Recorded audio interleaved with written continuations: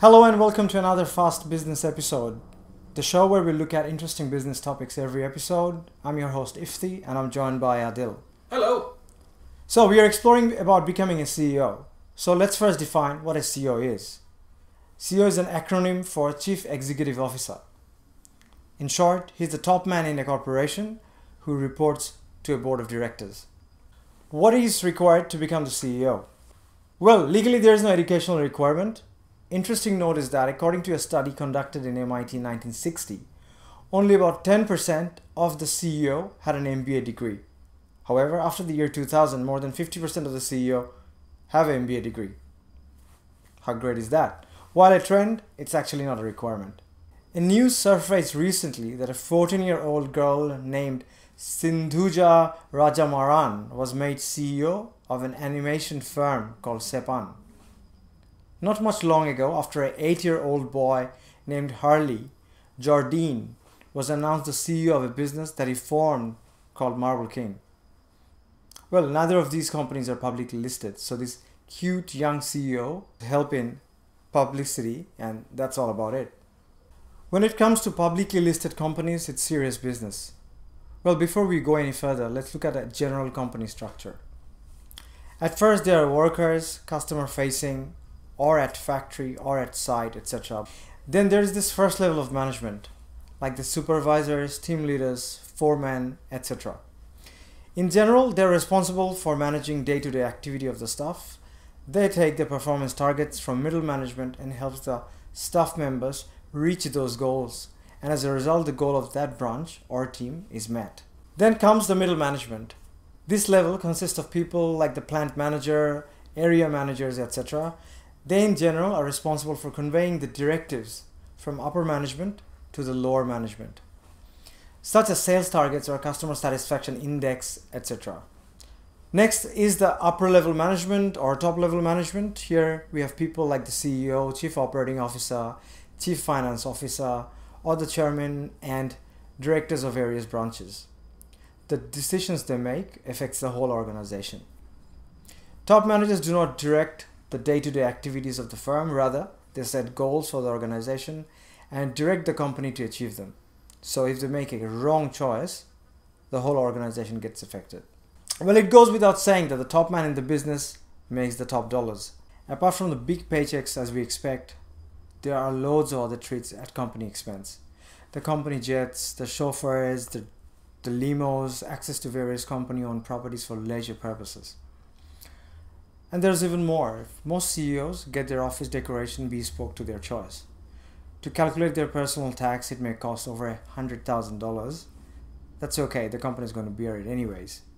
Plus, practically all kinds of things that we could not even think of gets put into company's expense account, like holidays, country club memberships, personal and home security, and on and on. But most important thing is that CEOs, what they actually get is the profit shares and bonuses, which sometimes defies the laws of mathematics. Let me give you an example. John Thain was appointed CEO of Merrill Lynch, who got a $15 million signing bonus. In the next 3 quarters, the organization lost $11 billion. The shareholders were really furious as the share prices moved from $50 to $17. That's pretty massive. Thain announced in December that he wanted a $10 million bonus, claiming that his snap decision to sell Merrill to Bank of America saved shareholders billions. Now, that did not land very nicely with many people, including the New York Attorney General Andrew Cuomo, if I'm pronouncing it right, who in response fired off a letter to Thain with the general tone, "Take that bonus and I'll come at you with everything I've got." Thain quietly announced to the board shortly after that he would not be taking that bonus. But not to worry, his compensation package could be worth more than $100 million. With great power comes great responsibility. Stuart Gulliver, CEO of HSBC Bank, presided over activities that resulted in a record $1.92 billion settlement in December with state and federal authorities over money laundering charges. HSBC has faced allegations that it transferred billions of dollars for countries like Iran and made it possible for the Mexican drug cartels to move money through HSBC's US subsidiaries. In response, HSBC has said it merely had relaxed compliance standards. I'll give you one more example. Jeffrey Skilling, Jeffrey Skilling, ex-CEO of Enron, currently serving time in prison and was found guilty on one account of conspiracy, guilty on one account of insider trading, guilty on 5 counts of making false statements to auditors, guilty on 12 counts of securities fraud, not guilty of 9 accounts of insider trading. While on the other hand, there are some good examples too. Whale Tinubu, also known as the King of African Oil. My next example. He started off with one leaky old second-hand oil tanker. Now he's the head of multi-million-dollar organization which is one of Africa's largest energy company. Tinubu also puts a lots of money and effort into basic education of Nigeria and so many other activities, and he's known as a great philanthropist as well. Alright, I'll give you one more example, the last example, and a very noble one, I guess. On December 9, 2010, CEO of Facebook, of course we all know him, Mark Zuckerberg, Mr. Bill Gates, CEO of Microsoft, and Berkshire Hathaway, Warren Buffett, all signed a promise they call the Giving Pledge, in which they promised to donate to charity at least half of their wealth over a course of time, and also invited others among the wealthy to donate 50% or more of their wealthy to charity and charitable organizations.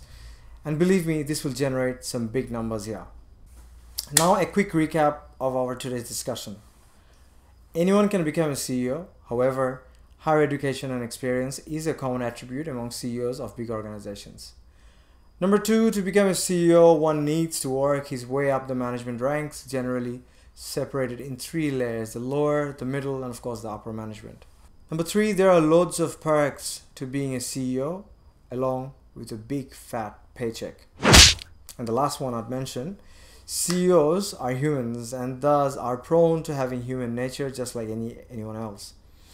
There are many CEOs that did many things that got them prosecuted, while others are doing things that is helping the world in big and small ways. Thank you for watching this video. Hope you have really enjoyed this one and it was informative, hopefully. We'll be back again with another Fast Business episode, so make sure you subscribe, and if you like this video, please do share as well. Hope to see you in the next episode. See you all. Bye.